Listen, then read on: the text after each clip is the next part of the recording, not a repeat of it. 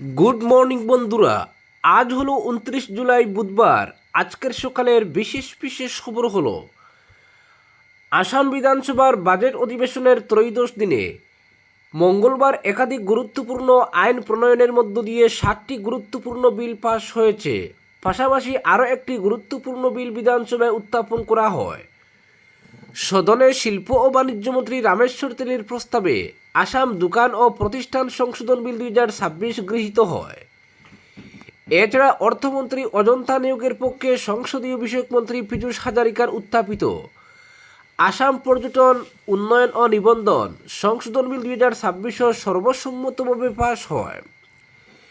একইভাবে আসাম ক্ষুদ্র লঘু ও মাঝারি উদ্যোগ প্রতিষ্ঠা ও পরিচালনা সহজীকরণ বিল 2026, আসাম জনবিশ্বাস আইন সংশোধন বিল 2026 এবং আসাম ব্যবসা পরিচালনার সহজীকরণ সংশোধন বিল 2026 গৃহীত হয়। এই বিলগুলিও মন্ত্রী বিমল বোরার পক্ষে পীযূষ হাজারিকা বিধানসভায় উত্থাপন করেন। এদিকে মন্ত্রী কৌশিক রায়ের প্রস্তাবিত গুয়াহাটি উপগ্রহ শহর উন্নয়ন কর্তৃপক্ষ বিল 2026 এবং আসাম রাজ্য বিধানসভার সদস্যদের অযোগ্যতা অপসারণ সংশোধন বিল 2026 পাশ হয়েছে। অন্যদিকে শিক্ষামন্ত্রী ডক্টর রনজ পেগু মঙ্গলবার বিধানসভায় আসাম রাজ্য উচ্চশিক্ষা পরিষদ বিল 2026 উত্থাপন করেন। উল্লেখ্য 6 জুলাই শুরু হওয়া আসাম বিধানসভার বাজেট অধিবেশন আজই শেষ হচ্ছে। মূলত 21 দিনের এই অধিবেশন 31 জুলাই পর্যন্ত চলার কথা থাকলেও রাজ্যের সাম্প্রতিক ভয়াবহ বন্যা পরিস্থিতির কারণে অধিবেশনের মেয়াদ 2 দিন কমিয়ে 29 জুলাই শেষ করার সিদ্ধান্ত নেওয়া হয়েছে। বিধানসভার কার্য উপদেষ্টা কমিটি অর্থাৎ বিএসির বৈঠকে এই সিদ্ধান্ত গৃহীত হয়। প্রসঙ্গত চলতি অর্থবর্ষ 2026-27 পূর্ণাঙ্গ বাজেট 10 জুলাই বিধানসভায় পেশ করা হয়েছিল।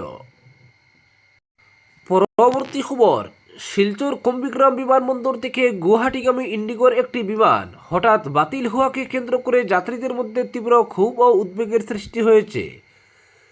দীর্ঘ সময় ধরে যাত্রীদের বিমানটির ভিতরে বসিয়ে রাখা হলেও শেষ মুহূর্ত পর্যন্ত বিমান বাতিলের বিষয়ে কোনো স্পষ্ট ঘোষণা করা হয়নি বলে অভিযোগ। যাত্রীদের দাবি, বিমানটি বাতিল না হওয়া সত্ত্বেও দীর্ঘদিন ধরে তাদের এয়ারবাসের ভিতরে অপেক্ষা করতে বাধ্য করা হয়, ফলে শিশু, বয়স্ক ও অসুস্থ যাত্রীদের চরম দুর্ভোগ পোহাতে হয়। দীর্ঘ প্রতীক্ষার কারণে যাত্রীদের মধ্যে উদ্বেগ ও উৎকণ্ঠা বাড়তে থাকে। পরবর্তীতে হঠাৎ বিমান বাতিলের খবর জানানো হলে যাত্রীদের মধ্যে ক্ষোভ ছড়িয়ে পড়ে অনেক যাত্রী অভিযোগ করেন, বিমান কর্তৃপক্ষের তরফে সময়মতো সঠিক তথ্য না দেওয়ায় তারা চরম অনিশ্চয়তার মধ্যে পড়েন। ঘটনাকে কেন্দ্র করে শিলচর কুম্ভীগ্রাম বিমানবন্দরে উত্তেজনাপূর্ণ পরিস্থিতির সৃষ্টি হয়। যাত্রীরা বিমান বাতিলের কারণ, বিকল্প যাত্রার ব্যবস্থা এবং টিকিটের অর্থ ফেরত বা পুনর্বুকিং সংক্রান্ত স্পষ্ট তথ্য দেওয়ার দাবি জানান। পরবর্তী খবর, ভারী বৃষ্টিতে নিউ হারাঙ্গাজাওয়ে রেললাইন মেরামতের কাজ বন্ধ, অনিশ্চয়তায় ট্রেন চলাচল। লামডিং বদরপুর পাহাড়ি রেলপথের নিউ হারাঙ্গাজাও স্টেশন সংলগ্ন ক্ষতিগ্রস্ত রেললাইনের সংস্কার কাজ মঙ্গলবার সন্ধ্যা থেকে অবিরাম ভারী বৃষ্টির কারণে সাময়িকভাবে বন্ধ রাখতে বাধ্য হয়েছে উত্তর পূর্ব সীমান্ত রেল। প্রবল বর্ষণ ও পাহাড়ি ডলের জিরে পরিস্থিতি ঝুঁকিপূর্ণ হয়ে পড়ায় শ্রমিকদের নিরাপত্তার স্বার্থে এই সিদ্ধান্ত নেওয়া হয়েছে।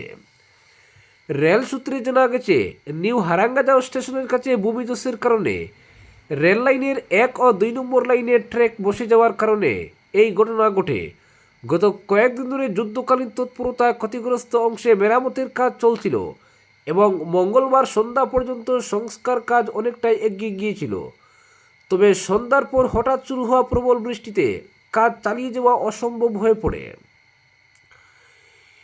এনএফআরের কর্মকর্তারা জানান, আবহাওয়ার অবনতি ও অব্যাহত বৃষ্টিপাতের কারণে সংস্কার কাজে বড় ধরনের বিঘ্ন সৃষ্টি হয়েছে। ফলে দ্রুত রেল পরিষেবা স্বাভাবিক করার পরিকল্পনাও অনিশ্চয়তার মুখে পড়েছে। আবহাওয়া অনুকূলে এলেই পুনরায় কাজ শুরু করা হবে বলে জানানো হয়েছে। বর্তমানে ক্ষতিগ্রস্ত অংশে শুধুমাত্র 3 নম্বর লাইন ব্যবহার করে কঠোর নিরাপত্তা ব্যবস্থার মধ্যে সীমিত সংখ্যক ট্রেন চলাচল করছে। যাত্রীদের নিরাপত্তার কথা মাথায় রেখে রাতের বেলায় ট্রেন চলাচলের পর বিধিনিষেধ বহাল রয়েছে। এর ফলে লামডিং বদরপুর পাহাড়ি শাখায় একাধিক ট্রেন বাতিল, আংশিক বাতিল, বিলম্বিত এবং সময়সূচি পরিবর্তন করা হয়েছে। রেল কর্তৃপক্ষ জানিয়েছে, ক্ষতিগ্রস্ত রেলপথ সম্পূর্ণ নিরাপদ ঘোষণা করার পরেই স্বাভাবিক ট্রেন চলাচল পুনরায় শুরু হবে। এদিকে যাত্রীদের ভ্রমণের আগে সংশ্লিষ্ট ট্রেনের সর্বশেষ অবস্থান ও সময়সূচি যাচাই করে নেওয়ার পরামর্শ দেওয়া হয়েছে। পরবর্তী খবর, বন্যা পরিস্থিতি নিয়ে মুখ্যমন্ত্রীর দ্বিতীয় ফেসবুক লাইভ, একাধিক ত্রাণ ও পুনর্বাসন পদক্ষেপের ঘোষণা। শিবসাগর, চড়াইদেও, যোরহাট এবং গোলাঘাট জেলার বন্যা পরিস্থিতি নিয়ে মঙ্গলবার সন্ধ্যায় দ্বিতীয়বারের মতো ফেসবুক লাইভে এসে রাজ্যের মানুষকে পরিস্থিতি ও সরকারের গৃহীত পদক্ষেপ সম্পর্কে অবহিত করেন আসামের মুখ্যমন্ত্রী ডক্টর হিমন্ত বিশ্ব শর্মা। লাইভের শুরুতেই মুখ্যমন্ত্রী জানান, শিবসাগর ও চড়াইদেও জেলার বিস্তীর্ণ এলাকা এখনও জলমগ্ন, বহু মানুষ গৃহহীন হয়ে পড়েছেন।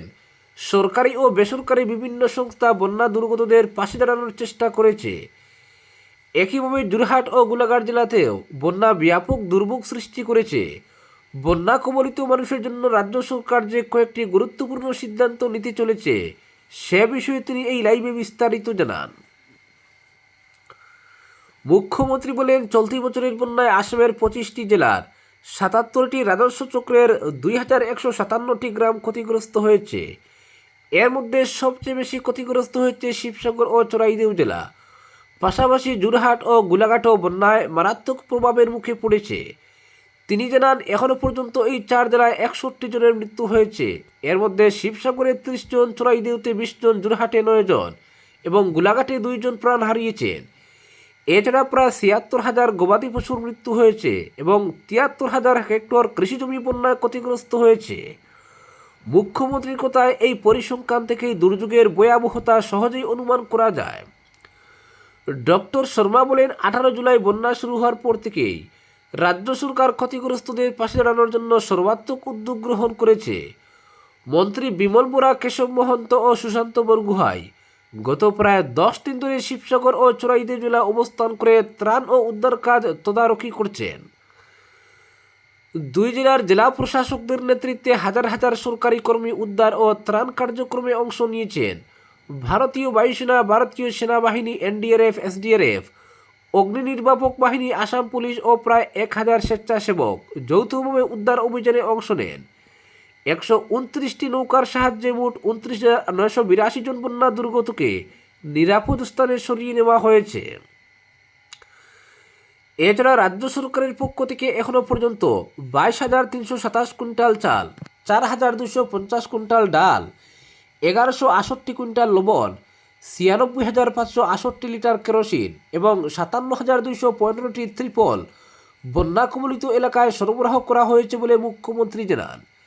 তিনি আশ্বাস দেন, ক্ষতিগ্রস্ত মানুষের পুনর্বাসন ও প্রয়োজনীয় সহায়তায় সরকার সব রকম ব্যবস্থা গ্রহণ করবে। মুখ্যমন্ত্রী আরও জানান, বন্যায় ক্ষতিগ্রস্ত শিবসাগর, চড়াইদেও, যোরহাট ও গোলাঘাট জেলার অরুণোদয় প্রকল্পের উপভোক্তারা এ মাসে সরকারের পক্ষ থেকে 2500 টাকা করে পাবেন। অন্যদিকে রাজ্যের বাকি জেলায় অরুণোদয় প্রকল্পের উপভোক্তারা এবার আগের তুলনায় সামান্য কম পরিমাণ অর্থ পাবেন বলে মুখ্যমন্ত্রী জানান। সরকারের এই সিদ্ধান্ত বন্যা দুর্গত পরিবারগুলিকে অতিরিক্ত আর্থিক সহায়তা দেওয়ার লক্ষ্যে নেওয়া হয়েছে। পরবর্তী খবর, আসাম বিধানসভার চলতি অধিবেশনে মঙ্গলবার এক আবেগঘন মুহূর্তের সাক্ষী থাকলেন উপস্থিত বিধায়ক ও রাজনৈতিক মহল। দক্ষিণ করিমগঞ্জের নবনির্বাচিত বিধায়ক আমিনুর রশিদ চৌধুরী প্রথমবার তার বাবা, রাজ্যের প্রাক্তন স্বরাষ্ট্রমন্ত্রী এবং 4 বারের কংগ্রেস বিধায়ক আব্দুল মুক্তাদির চৌধুরীকে সঙ্গে নিয়ে বিধানসভায় প্রবেশ করেন। বাবা ছেলের এই ঐতিহাসিক উপস্থিতি রাজনৈতিক উত্তরাধিকার, পারিবারিক মূল্যবোধ ও জনসেবার আদর্শের এক অনন্য প্রতীক হিসেবে সবার দৃষ্টি আকর্ষণ করে। নিজের অনুভূতি প্রকাশ করতে গিয়ে বিধায়ক আমিনুর রশিদ চৌধুরী বলেন, আজকের দিনটি আমার কাছে শুধু বিধানসভার আরেকটি দিন নয়, এটি আমার জীবনের সবচেয়ে স্মরণীয়, গর্বের এবং স্বপ্ন পূরণের দিন। আমার রাজনৈতিক জীবনের সবচেয়ে বড় অনুপ্রেরণা ও শ্রদ্ধেয় বাবাকে সঙ্গে নিয়ে প্রথমবার বিধানসভায় প্রবেশ করার সৌভাগ্য অর্জন করেছি। এই মুহূর্ত সারা জীবন হৃদয়ে অমূল্য স্মৃতি হয়ে থাকবে। তিনি মহান আল্লাহর প্রতি কৃতজ্ঞতা জানিয়ে বলেন, জনগণের আস্থা ও ভালোবাসার মর্যাদা রক্ষা করে সততা, ন্যায়পরায়ণতা ও নিষ্ঠার সঙ্গে মানুষের সেবা করার শক্তি ও প্রজ্ঞা কামনা করেন। অন্যদিকে আবেগ আপ্লুত হয়ে প্রাক্তন স্বরাষ্ট্রমন্ত্রী আব্দুল মুক্তাদির চৌধুরী বলেন, দীর্ঘ রাজনৈতিক জীবনে বহুবার বিধানসভায় প্রবেশ করেছি, কিন্তু আজ নিজের সন্তানকে একজন জনপ্রতিনিধি হিসেবে পাশে নিয়ে একই বিধানসভায় প্রবেশ করার অনুভূতি ভাষায় প্রকাশ করা কঠিন। একজন বাবা হিসেবে এর চেয়ে বড় গর্ব আর হতে পারে না। তিনি আরও বলেন, আজ মনে হচ্ছে জনসেবার আদর্শ, মানুষের প্রতি দায়বদ্ধতা, সততা ও ন্যায়ের যে শিক্ষা সারা জীবন ধারণ করেছি তা সঠিক উত্তরাধিকারীর হাতেই পৌঁছেছে। আমি সবসময় চেয়েছি আমার সন্তান ক্ষমতার রাজনীতি নয়, মানুষের সেবার রাজনীতি করুক। বিধানসভায় উপস্থিত হয়ে আব্দুল মুক্তাদির চৌধুরীর সঙ্গে বিভিন্ন রাজনৈতিক দলের বর্তমান বিধায়করা সৌজন্য সাক্ষাৎ করেন।